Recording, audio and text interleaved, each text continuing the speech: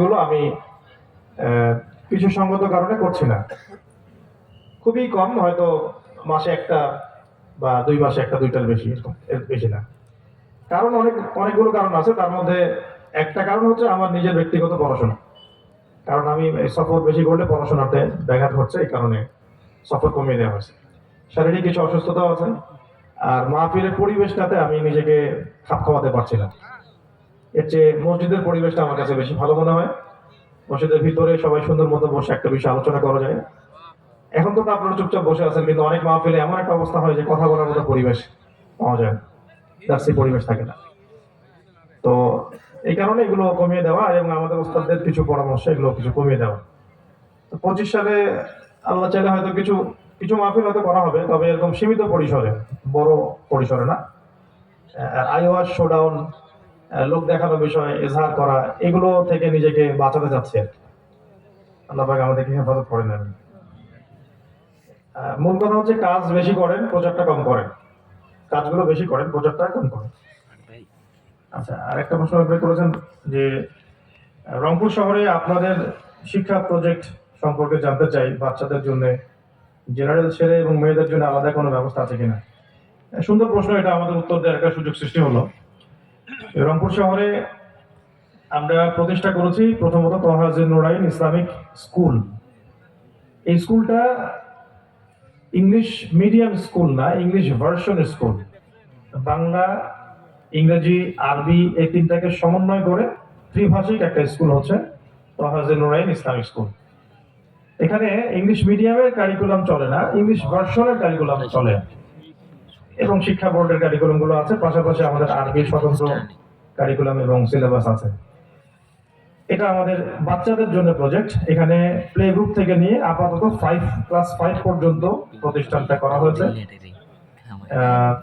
এবং এখানে ছেলে মেয়ে উভয়ই পড়ছে।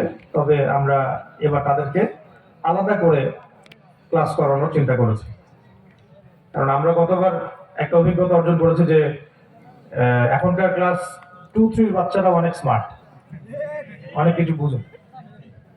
তো রংপুরে আমাদের শিক্ষা প্রজেক্টের মধ্যে এটা হচ্ছে প্রথম, যে তহাজির নুরাইন ইসলামিক স্কুলটা কার্যক্রম চলছে। মাশাআল্লাহ, ওটার ভর্তি চলছে, এখনো ভর্তি চলছে। ইনশাআল্লাহ জানুয়ারি থেকে ক্লাস শুরু হবে। যাদের পক্ষে সম্ভব হবে তারা সেখানে ভর্তি করাবেন বাচ্চাকে। তবে আমাদের আবাসিক কোনো ব্যবস্থা এখনো নাই, এই কারণে যারা রংপুর শহরের স্থানীয় তারাই হয়তো পড়তে পারবেন, বাকিরা হয়তো পড়তে পারবেন না।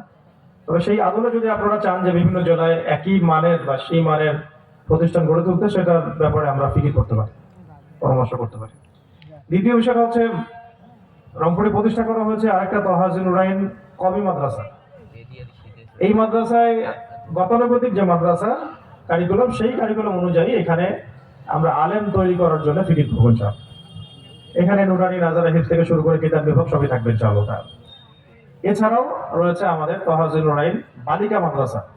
এখানে শুধু মেয়েদের জন্য একই ধারায় কওমি নিসাবেই আমরা মেয়েদেরকে নুরানি, নাজারা, হিফজ, কিতাব বিভাগে পর্যায়ক্রমে পড়াবো ইনশাআল্লাহ, পড়াচ্ছি। এটাও শুরু হচ্ছে রমজান থেকে ইনশাআল্লাহ। মাদ্রাসাগুলো রমজান থেকে স্টার্ট হবে, আর জানুয়ারি থেকে এগুলোর কার্যক্রমগুলো শুরু হবে, কিন্তু রমজান থেকে মূল কার্যক্রম শুরু হবে ইনশাআল্লাহ।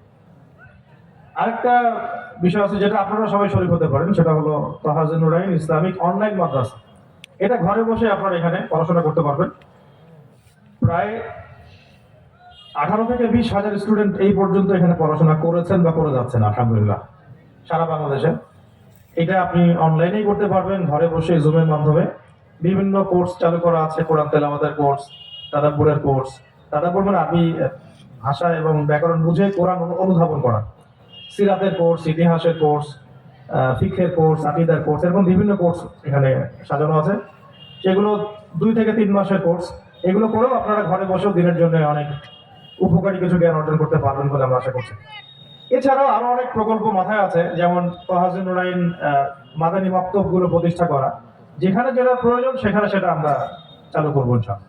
সবকিছু এক জায়গায় না, যেখানে যেটা প্রয়োজন সেখানে সেটা। তো আমার স্বপ্নটা হচ্ছে এরকম যে মসজিদ অনেক হচ্ছে, মাদ্রাসা অনেক হচ্ছে, ইসলামিক ইউনিভার্সিটি অনেক হচ্ছে না। আমাদের দরকার এখন ইসলামিক বিশ্ববিদ্যালয়। প্রত্যেকটা বিভাগীয় শহরে যদি একটা করে ইসলামিক একটা বিশ্বমানের বিশ্ববিদ্যালয় থাকে, তাহলে আমাদের ছেলেমেয়েরা এইচএসসি এর পরে অনার্স লাইফে গিয়ে হারায় যাবেন একজন। অনার্স লাইফে গিয়ে হারা যাচ্ছে, ভিত্তি করে দিচ্ছেন, অনার্সে গিয়ে কিন্তু দেখা যাচ্ছে সে আবার ওই সেকুলার পরিবেশে ফ্রি মিক্সিং এ আবার ওই সাবজেক্ট গুলো ওই সিলেবাস মেনটেন করে পড়ে সার্টিফিকেট অর্জন করছে, দিন যতটুকু শিখছে ওটা নাই, চলে গেছে।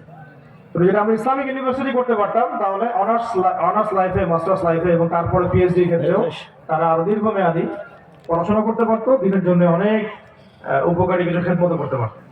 এইগুলো বেসিক্যালি আমাদের এডুকেশন প্রজেক্টের মধ্যে আছে। আমরা দোয়া করি আল্লাহ পাক যেন আমাদেরকে এই প্রকল্পগুলো বাস্তবায়ন করার তৌফিক দান করেন। আমি এবং এখানে আমরা একা এগুলো করতে পারবো না, আপনাদের সবার সহযোগিতা লাগবে, দোয়া লাগবে, পরামর্শ লাগবে এবং আর্থিক সহযোগিতাও লাগবে। আল্লাহ রাব্বুল আলামিন আপনাদেরকে এগিয়ে আসার তৌফিক দান করেন।